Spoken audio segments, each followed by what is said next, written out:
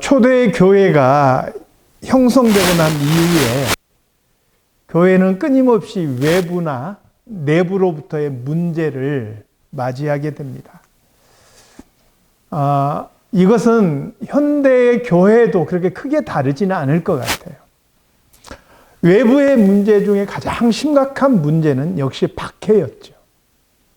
많은 그리스도인들이 그 신앙 때문에 사회에서 배척당하고 또 조롱당하고 죽임을 당하는 문제들이 것이죠. 내부의 문제는 굉장히 많습니다. 대표적인 것 몇 가지를 꼽아보면 유대인 출신의 그리스도인들에 의해서 일어나는 그런 율법주의, 이 율법주의가 교회 안에서 큰 문제를 일으켰죠. 그래서 율법을 지키고 할례를 받아야만이 구원을 받는다.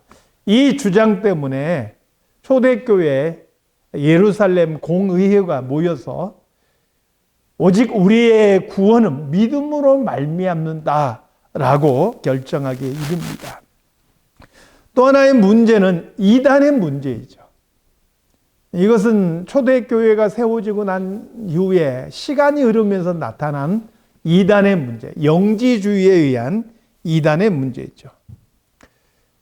이런 어떤 신학적인 것뿐만이 아니고 사람이 사는 곳이라면 의례껏 생길 만한 그러한 문제 때문에 벌어지는 문제도 생겼어요. 그게 뭐냐면 출신과 신분 때문에 일어나는 갈등이에요. 출신은 뭐냐? 처음에 예루살렘에 교회가 세워지고 예루살렘에 예수 믿는 사람들이 10,000명이 넘어갔어요. 근데 그 중에 상당수를 차지하는 게 약 16개 지역에 흩어져 살던 성도들이 예루살렘에 참배를 하러 왔다가 오순절 성령 강림과 더불어 베드로의 설교를 듣고 회개하고 돌이켜 예수를 영접한 사람들. 이 사람들은 유대인들이지만 본래 이 유대 사회에서 자란 사람들이 아니고 이 헬라 문화권에서 자란 사람들. 이 사람들을 헬라파 유대인이다 이렇게 지칭을 했어요. 반면에 베드로와 더불어서 예수님의 12사도들은 유대 사회에서 자랐잖아요. 예수님과 함께 다니면서 복음을 전했잖아요. 초대교회는 바로 이런 사람들이 중심이 될 수밖에 없었어요. 이런 사람들이 리더가 될 수밖에 없었어요. 그래서 이런 사람들을 히브리파 유대인이다 이렇게 이야기해요. 한마디로 말하면 본토에서 나고 자란 사람들은 히브리파 유대인. 유대인이기는 하지만 해외에서 나고 자란 사람들, 이런 사람들을 헬라파 유대인이다. 그렇게 이야기를 한 거예요. 그런데 이 헬라파 유대인들이 가만히 보니까 왜 이 교회의 지도자들은 다 히브리파인가? 이런 의문이 생긴 거예요. 그러다 보니까 자연스럽게 우리도 이거 뭉쳐야 되는 거 아이가? 이런 생각을 합니다. 헬라파 유대인들 사이에 뭔가 결집하고 그들 사이에 세력을 형성해서 목소리를 높이려는 그런 시도들이 보이게 된 것이죠. 그러다가 이 헬라파 유대인과 히브리파 유대인 사이에 있는 이 텐션, 이 갈등들이 폭발하는 계기가 있어요. 사도행전 6장 1절을 한번 보도록 하겠습니다. 사도행전 6장 1절. 자, 시작. 그때 제자가 더 많아졌는데 헬라파 유대인들이 자기의 과부들이 매일의 구제에 빠짐으로 히브리파 사람을 원망하니. 자, 여기 보니까 자기의 과부들이라는 표현이 있어요. 그러니까 헬라파 유대인들의 마음속에는 무슨 생각이 있어요? 우리라는 생각보다 저 히브리파 유대인 그리고 우리 헬라파 유대인 너희들과 우리라는 벌써 이 구분이 생겨난 거예요. 그런 사이에 이 헬라파에 속한 과부들이 구제에서 빠지는 일이 생겨났어요. 저는 이게 분명히 있을 수 있는 일이라고 생각해요. 여러분, 교회 행정에서도 미스가 나서 누군가의 이름이 빠질 수도 있고, 누군가가 뭐 배려해서 빠질 수도 있고, 실수할 수도 있고, 그래요. 얼마든지 일어날 수 있는 일인데 생각해 보세요. 사도들은 12명이에요. 교인들은 10,000명이 넘어요.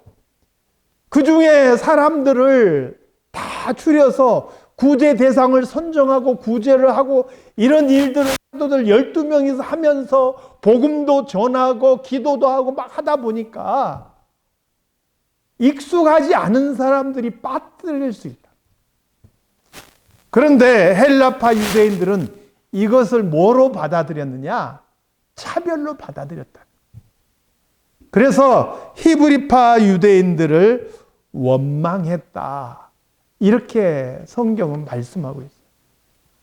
이런 갈등은요, 자칫하면 초대 교회가 시작하자마자 교회가 둘로 딱 쪼개질 수 있는 그런 위기 상황이었어요. 성경에 보니까 이 위기를 어떻게 극복했느냐? 헬라파 유대인들이 아니라 히브리파 유대인들이 지도자들로 다 세워졌잖아요. 그 주된 사람들이 바로 12사도들이에요. 이 사도들이 헬라파 유대인들을 다 불러 모아놓고 뭐라고 선언합니까? 너희들 중에서 성령과 충만한 사람 7명을 세워라. 그러면 우리가 그 7명에게 구제와 접대와 한마디로 말하면 초대교회가 지출한 모든 재정적인 것들 우리가 다 맡기고 우리는 오로지 기도하는 일과 말씀 전하는 일에 전무하겠다.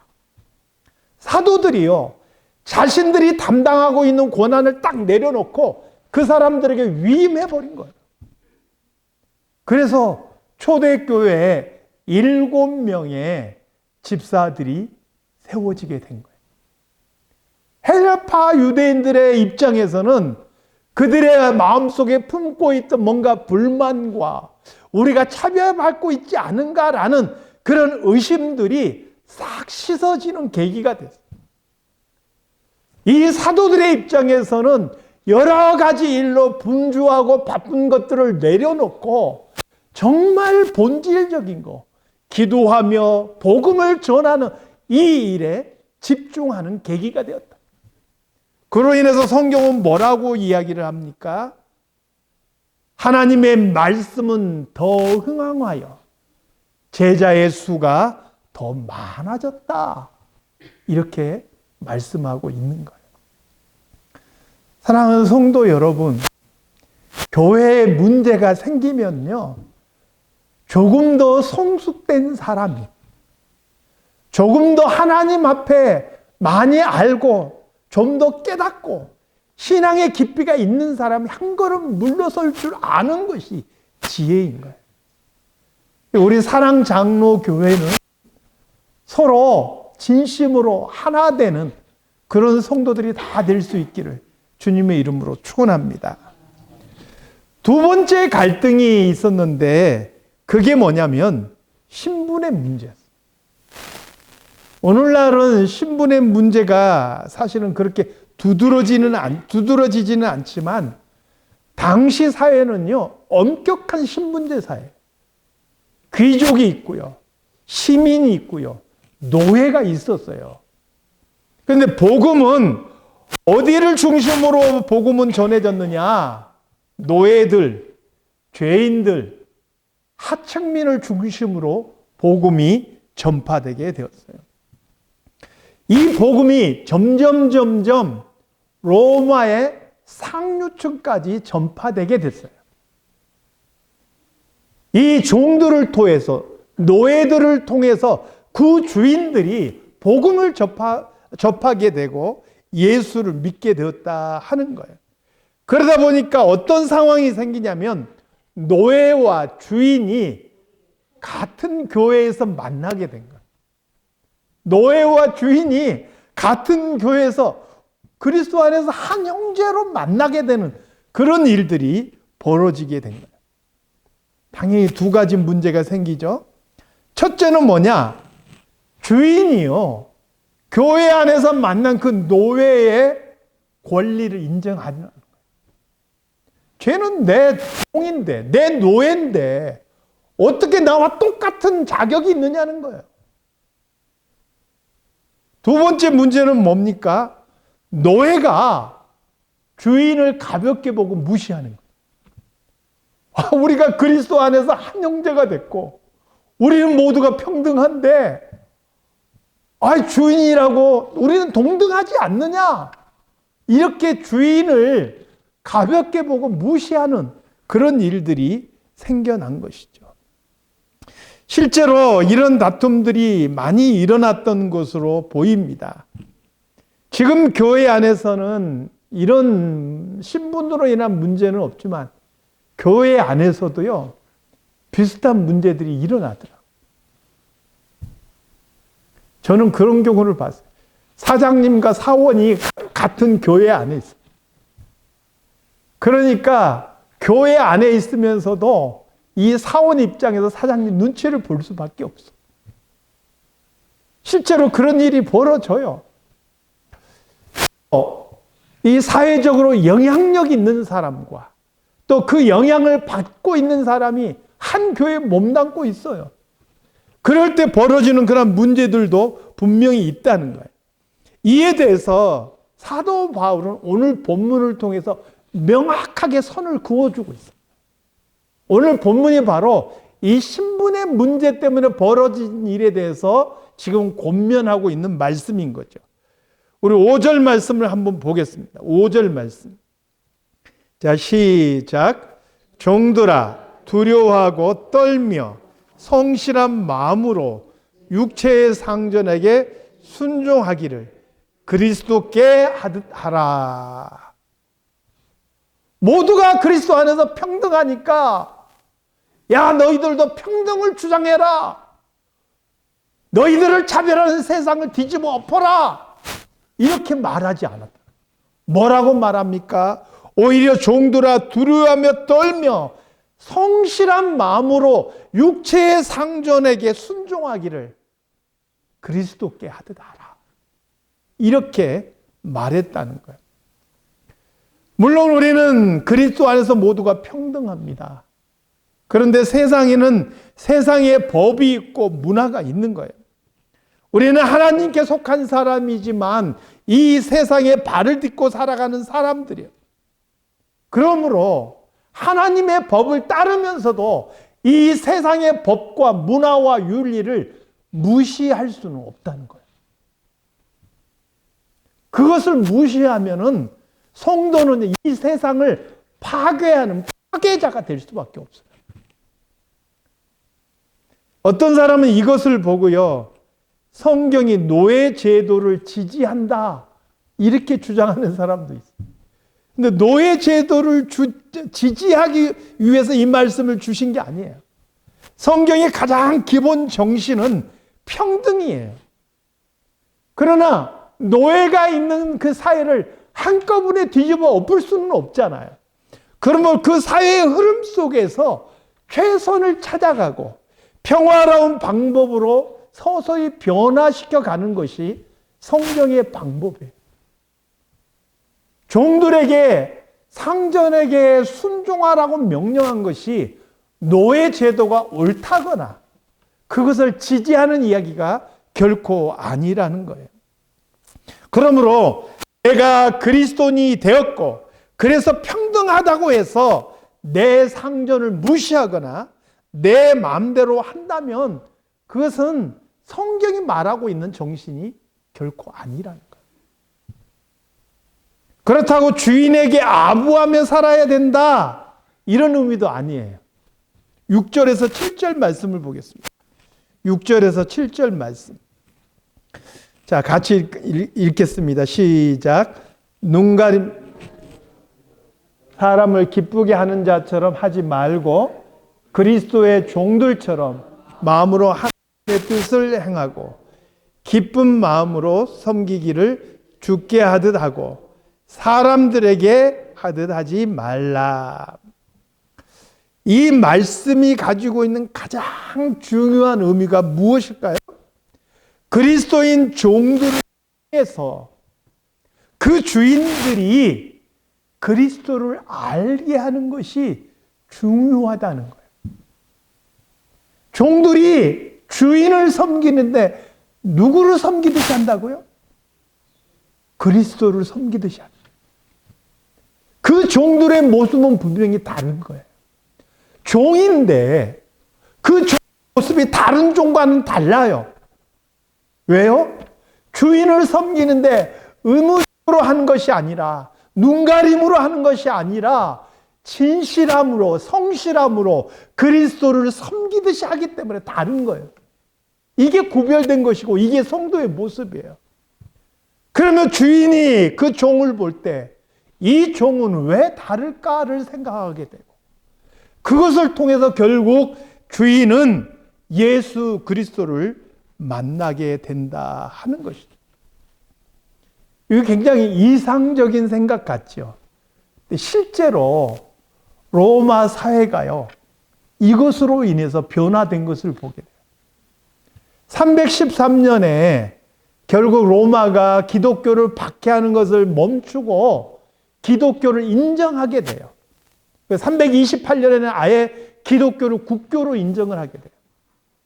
그런데 중요한 것은 이미 그 당시에 로마 사회의 30%가 기독교인이 되었다라는 그런 기록이 있어요. 그 중에 많은 사람들이 종과 노예들이 있지만 로마 사회의 상류층에 속한 사람들이 굉장히 많았다는 거예요. 가장 대표적인 인물이 누구냐? 누가복음과 사도행전의 수신자. 누가복음과 사도행전을 기록한 사람은 누가예요? 그러면 그것을 받는 사람은 누구였어요? 누가복음과 사도행전을 받는 수신자는 누구였을까요? 수신자는 바로 데오빌로라는 사람이에요. 이 누가복음을 기록할 당시는 이 데오빌로가 아직 신앙이 그렇게 없었던 시기인 것 같아요. 그래서 서문에 보니까 데오빌로 각하에게라고 그렇게 각하라는 이름을 붙이고 있는 걸 보여요. 그런데 사도행전을 기록할 당시에는 이 데오빌로가 온전하게 그리스도 안에서 한 형제가 됐음을 알 수 있어요. 그래서 이 누가가 기록할 때 사도행전 서문에 뭐라고 하느냐? 데오빌로여, 내가 전에 쓴 글은 누가복음을 말합니다. 그러니까 데오빌로여라고 친근하게 부르는 것을 볼 수가 있어요. 이 데오빌로라는 인물이 누구인가? 학자들이 의견이 되게 분분해요. 공통적인 것은 실제 이름이 아니고 아마 가명을 썼을 것이다. 왜요? 그때 당시 기독교가 박해받고 있는 시기잖아요. 그런데 추측할 때 당시 로마를 이끌어가는 3명의 집정관이 있는데 그 중에 한 명인 클레멘트 집정관이었을 것이다. 이렇게 추측을 해요. 그러니까 이미 기독교가 로마사에 이 상류층에 이르기까지 깊숙하게 복음이 전해진 것을 보게 돼요. 그게 어떻게 가능했느냐? 그 사람들 집에 사는 종들의 영향력이었다고 말합니다. 여러분, 성경은 뭐라고 이야기합니까? 바로 그리스도를 섬기듯이 그 주인들을 섬김으로 인해서 그 안에서 놀라운 변화가 일어난다. 이렇게 말씀하고 있는 거예요. 우리 그리스도인들에게 요구하는 것은 사회 구조나 시스템을 뜯어 고치는 것이 아니고 주어진 환경과 그 흐름 속에서 내가 그리스도인으로서 최선을 다함으로써 나를 만나는 그 사람들이 변화되는 것, 이게 성경이 우리에게 원하시는 것. 이게 하나님의 뜻인 거예요. 이렇게 종이지만 그리스도를 섬기듯이 자신의 자리에서 최선을 다하는 그것에 대해서 8절은 뭐라고 말씀하고 있는지 8절 말씀 함께 보겠습니다. 8절 말씀 시작. 이는 각 사람이 무슨 손을 행하든지 종이나 자유인이나 주께로부터 그대로 받을 줄을 알미라. 한마디로 말하면 이런 소리예요. 종이라고 할지라도 자신의 자리에서 그리스도인의 삶을 살아가면 그것이 선한 것이고 하나님으로부터 상급이 있다라는 것을 말씀하고 있는 것이죠. 그러면 그리스도인 종이 있다면 그리스도인 주인도 있겠죠. 이 주인들에게도 교훈을 주는 거죠. 9절 말씀을 보겠습니다. 9절 말씀. 자, 시작. 상전들아, 너희도 그들에게 이와 같이 하고 위협을 그치라.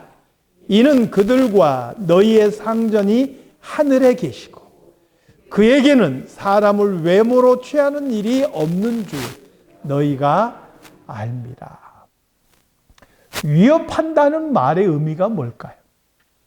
이게 이제 한국말로 우리가 쉽게 이해할 수 있는 말이 뭐냐면 윽박 지르는. 이 윽박 지르는 것은요, 상대가 나와 동등하다고 인정되지 않을 때 일어나는 현상. 나보다 낫고 내가 어떻게 해도 괜찮다 할 때 상대방의 의견이나 상대방의 어떤 인격을 완전히 무시하고 내 생각과 내 말을 강요하고 내가 원하는 데 행동하도록 강요하는 것이 윽박 지르는 거예요. 종이라고 할지라도 네 자신이 정말 그리스도인이 되었다면 그 종을 수단이나 가치로 보지 말고 인격으로 대하라라고 권면하고 있는 거예요. 이건 그 사회에서는 혁명적인 말이에요. 주인이 노예를 재산으로, 내 수단으로, 내 가치로 여기지 않고 한 인격으로 대하는 건 그 사회에서 있을 수 없는 일이었어요. 그러나 그리스도인 주인들에게는 바로 이것을 요구하고 있는 거예요. 왜요? 우리에게도 하늘에 상전이 계셔요. 하나님께서 우리의 주인이 되시고 그분은 우리를 외모로 취하지 않았잖아요. 내가 잘생겨서 구원해 주신 게 아니잖아요. 내가 부유해서 구원해 주신 게 아니고 내가 능력이 좋아서 나를 불러주신 게 아니잖아요. 죄의 허물 속에 있는 나를 오로지 사랑하시고 긍휼히 여기셔서 나를 불러주신 거잖아요. 그러므로 상전된 너희들도 종을 대할 때 그러한 마음으로 대하라. 그렇게 권면하고 있는 것이죠. 사실은 이것이 현실적으로 이루어지기는 참 쉽지는 않을 것 같아요. 그럼에도 불구하고 실제로 신실한 그리스도인들은 이 말씀을 실천하며 살아가요. 오늘날 우리에게 거리가 먼 얘기가 아니에요. 똑같은 신분의 문제가 아닐지라도 아까 제가 말씀한 대로 비슷한 문제들이 벌어지는 거예요. 그럴 때 우리가 어떻게 해야 될지를 잘 기억하시기를 바랍니다. 한 가지 예화를 들고 제가 마치도록 하겠습니다. 오래된 한국에서의 이야기인데 조덕삼이라는 분이 계셨어요. 이분이 어디 사람이냐면 김제 사람이에요. 김제 사람. 김제 용화마을이라는 곳인데 이곳에서는 사금도 나오고 또 교통의 요지였기 때문에 사람들의 왕래가 많은 곳이었다. 근데 그 김제 용화마을에서 가장 많은 땅을 가지고 있고 가장 큰 부자가 누구였느냐? 바로 이 조덕삼이라는 사람. 이 사람이 6살 때 부모를 잃고 이곳저곳 떠돌다가 김제 마을까지 온 17살짜리 이자익이라는 사람을 자기 집에 머슴으로 받아들이게 돼요. 무슨 일을 시켰느냐? 마부 일을 시켰어요. 물론 머슴은 종과는 달라요. 노비하고는 다릅니다. 머슴의 신분은 자유자예요. 그렇지만 주인의 집에서 일을 하고 싹쓸 받는 아주 사실은 그 입장이 약한 자의 입장이면 분명해요. 그러니까 이 조덕삼이라는 사람이 17살짜리 이자익을 자기 집에 머슴으로 받아들여서 마부 일을 시킨 거예요. 그러던 어느 날 미국의 남장로교회 테이트라는 선교사님이 그 지역을 방문하게 돼요. 근데 이 조덕삼이라는 사람이 이 선교사님에게 하룻밤 머물고 갈 수 있도록 자기 집을 제공하는데 선교사님하고 대화하는 중에 이렇게 질문을 해요. 살기 좋다는 당신네 나라 내버려 두고 당신은 왜 여기까지 왔습니까? 이런 질문을 해요. 그때 이 선교사님이 그것이야말로 하나님의 특별한 사랑 때문입니다. 이렇게 이야기하면서 복음을 전하게 돼요. 그날 밤에 이 조덕삼이라는 사람이 이 선교사님을 통해서 예수님을 영접하게 돼요. 그리고 자기 집 사랑채를 내주어서 예배를 드리기 시작했고요. 이게 이제 김제에 있는 금산교회라는 교회가 시작되게 된 거예요. 그런데 이 금산교회가 시작되고 난 후에 이 조덕삼이 가만히 보니까 자기 집에서 머슴으로 마부 노릇을 하고 있는 이 이자익이라는 사람이 상당히 똑똑하다는 것을 발견하게 돼요. 어깨 너머로 본 천자문을 줄줄줄 외우고 다니는 거예요. 그래서 이 조덕삼이 자기 집 머슴이었지만 자기 아들과 함께 공부도 하고 이 교회에 와서 함께 예배드리고 신앙생활할 수 있도록 그렇게 배려를 합니다. 몇 년 후에 이 금산교회에서 영수를 뽑았어요.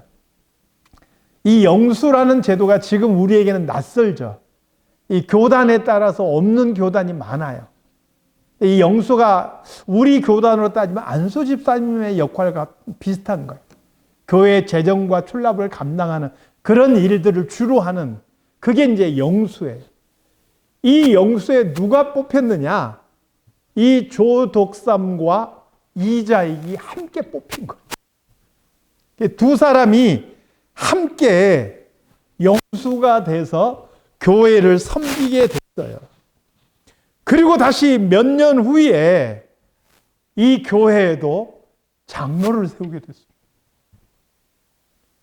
근데 여러분, 장로 후보로 누가 올랐느냐? 주인인 조덕삼과 머슴인 이자익이 함께 올랐어요. 장로를 한 명 뽑는데 투표 결과 누가 장로가 됐을까? 조덕삼이 장로가 됐으면 제가 이 예화를 안 들죠. 머슴이었던 이자익이 장로가 딱 되고 만 거예요. 저는요, 목회를 하면서 장로 권사 투표하고 나서 시험에 들고 교회 떠난 사람 많이 봤어요. 교인들이 투표를 해서 본인이 안 뽑혔는데 내가 왜 안 뽑혀? 목사님들이 내 편 안 들어줘서 그래. 그러면서 막 성질 내고 교회 떠난 사람 많이 봤어요. 그런데 생각해 보세요. 다른 누구도 아니고 우리 집 머슴인데 우리 집 내가 내줘서 내가 이 금산교회를 세웠는데 왜 내가 장로가 안 되고 머슴이 장로가 돼? 그렇게 말할 수 있잖아요. 이 조덕삼 영수가 투표가 끝나고 나서 교회 앞에 나가서 뭐라고 이야기하느냐? 우리 금산교회 성도들이 참으로 위대한 일을 해냈습니다. 저희 집에서 일하는 이자익 영수는 저보다 신앙의 열심이 더 특별한 사람입니다. 대단히 감사합니다. 이렇게 얘기해요. 저는 이 조덕삼 영수의 마음속에 섭섭함이 없었을까? 그렇게 생각지는 않아요. 섭섭함이 있었다라고도 생각돼요. 인간이기 때문에. 중요한 것은요, 그러한 마음을 다스리고 내가 신앙 안에서 지금 일어난 일을 신앙 안에서 해석하고 그대로 행동하는 것이 믿음이라는 거예요. 섭섭하지만 그걸 다스리고 믿음으로 행동할 수 있는 게 진짜 신앙인이라는 거예요. 이 조덕삼 영수는요, 이자익 영수가 장로가 되고 난 다음에 이 목사님이 자리를 비울 때 이자익 장로가 대실에서 강대상을 지키고 설교를 하면 그 앞에서 맨 앞에서 무릎을 꿇고 예배를 드려요. 그리고 자기가 비용을 들여서 이자익 장로를 신학 공부를 시킵니다. 그리고 이자익 장로가 신학 공부를 하는 동안 그 가족의 모든 필요한 것들을 자기가 사비로 다 부담을 했어요. 1915년에 이자익 목사가 금산교회 2대 목사로 부임하게 되는데 이자익 목사를 금산교회로 청빙하는 데 앞장선 인물이 바로 조덕삼 장로님. 물론 이분은 사회적으로도 큰 일을 많이 하셨어요. 자기의 모든 재산을 들여서 학교를 세우고 여러 가지 많은 일들을 하셨고 그 아들도 대를 이어서 일제시대 때 나라를 위해서 많은 일을 하셨던 분이에요. 결국 이 금산교회 이자익 목사는 그 교단의 총회장을 3번 연속했어요. 처음 1번 하고 사양했지만 많은 사람들이 부탁을 해서 결국 2번을 연속 더해서 3번을 했던 인물. 그 교단에서 큰 그런 인물이 되었던 거죠. 이게 사실 한국 교회사에서 굉장히 의미를 가진 일이에요. 적어도 사회에서는 신분의 차별이 있을 수 있어요. 신분의 구분이 있을 수 있어요. 그래서 교회 밖에서는 이자익 그 목사님도 처음에 교회 밖에서는 이 조덕삼 장로를 주인으로서 잘 섬겼다 그래. 그러나 교회 안에서는 사회에서 신분이 적용되지 않아요. 그리스도 안에서 평등한 거예요. 이 두 사람이 교회와 사회 속에서 서로의 어떤 선을 잘 지켜줌으로 인해서 얼마나 중요한 본을 보였는지 우리에게 보여주는 거죠.